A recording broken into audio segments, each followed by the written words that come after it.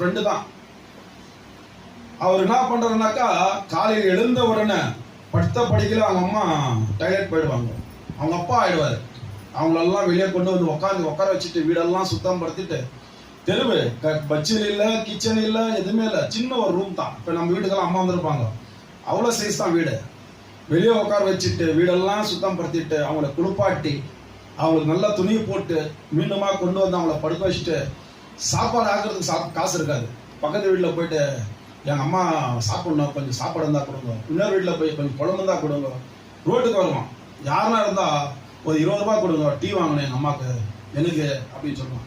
அந்த பையன் நல்லா சாப்பிட்டு நான் பார்க்கல, நல்லா துணி போட்டு பார்க்கல, ஒரு வேட்டி போட்டு தானே கிழிஞ்சிட்டு இருக்கும், டிஷர்ட் பார்த்தா ரொம்ப அழுக்காயிட்டு இருக்கும். இப்படியா அவன் தகப்பனுக்கு தாய்க்கு அவன் பணிவிடை செஞ்சுட்டு 1 நாள் 2 நாள் இல்லை, ஒரு கிட்டத்தட்ட ஒரு 10 வருஷமா செஞ்சிருப்பான். நம்மலாம் 1 நாள் 2 நாள். ஏன் எங்கள் அப்பனை எங்கள் வீட்டில் வந்து 1 மாதம் தங்குறப்ப நானே திட்டேன்.